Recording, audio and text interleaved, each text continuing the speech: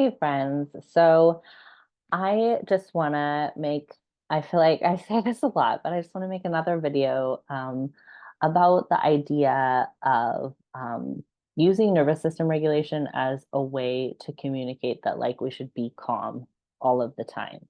So a lot of people on social media are talking about like regulating your nervous system, regulating your children's nervous system, being self-regulated.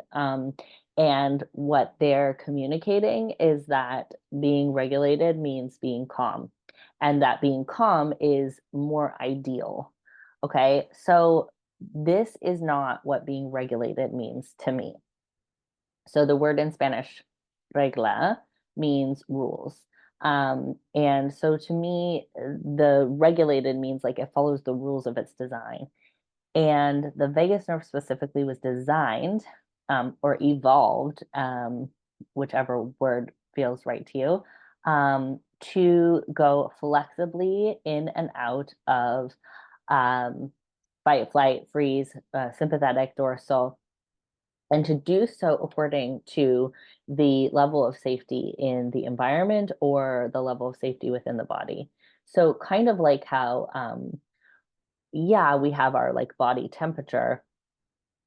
We don't like want your body temperature to always stay the same. When you have a fever, your body temperature goes up because it's serving a function. It's letting you know, like, hey, there's something in the body that is not supportive, and we are raising the temperature in order to like wipe that out and support the functioning of the body. So in the same way, like we go into sympathetic when we have a situation where we need to use a lot of like mobilized um, movement or increase heart rate, increase breathing rate, flush all those chemicals into the system that are going to support you being able to do something that's like big and explosive and decisive, right? So, like you put your hand on a hot stove and you just pull it right away.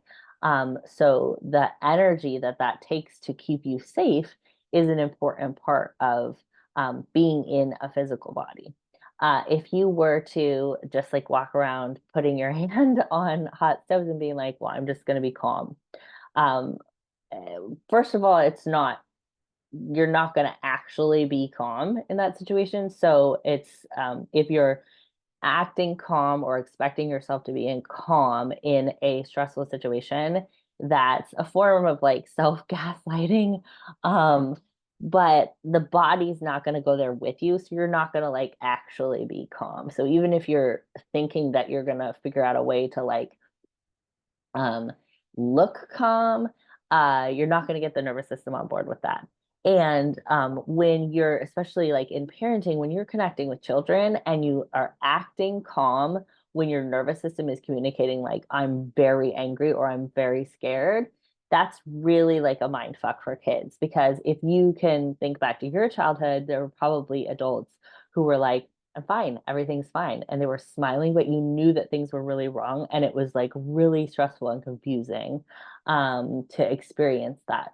So when I say regulated, what I mean is I want you to feel safe going into sympathetic or dorsal, knowing that you have the tools and skills to be able to support yourself to move back to ventral and then do your self inquiry work to figure out why you were going into those states in the first place.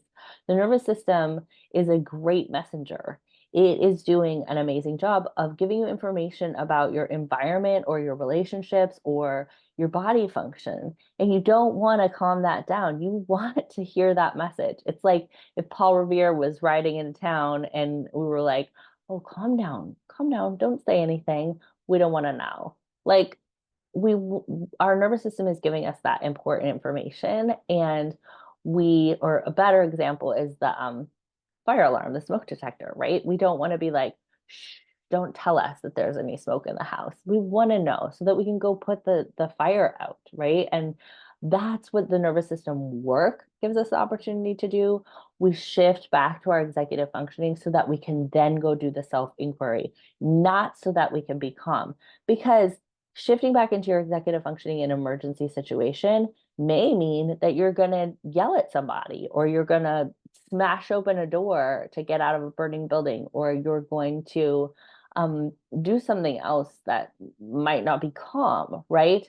But it's giving you the ability to do that from a place of being able to understand and make decisions versus from just acting out of the defense state where you're going to not be making decisions. You're just going to be in reaction. So we're not calming down just to calm down. We're not even calming down per se. We're supporting the nervous system, coming back to our executive functioning so that we then have the wherewithal to be able to understand why the nervous system went into dorsal or sympathetic and to then take action to shift things in our lives so that we can support whatever it is that our body was telling us. Um, you know, being calm is something that's really helpful if there's an authority figure who's trying to keep everybody calm. And that may be why this is shifted into like, oh, let's all calm down, right? Because if you have a group of people who are genuinely responding to their nervous system, they might try to make changes in a family, in a community, in, globally. And that would be threatening to an authority. So, a big part of this work is taking back your authority and saying, I'm going to trust my internal authority, even when the environment around me is like, don't complain, don't ask for any changes, don't make any noise, don't have any needs. And I'm shifting back into being like, actually, I do have needs. And I often tell people at the beginning of the SSP, like, you're probably going to be less good at capitalism after you get through this process because you're going to be listening to yourself more. You're going to be less good at having external authorities because you're going to be your own authority. So just another little plug for we are not trying to calm down. We're actually trying to get to a place where sympathetic and dorsal feel safe because we know that we have the tools to navigate and understand the message. And so when that sympathetic comes up, when that mobilization comes up, we can be like, oh, thank you for telling me what's going on. Or when that immobilization and we can't get out of bed, we go, oh, thank you for telling me that something needs attention in my life. Okay, I love you, love you.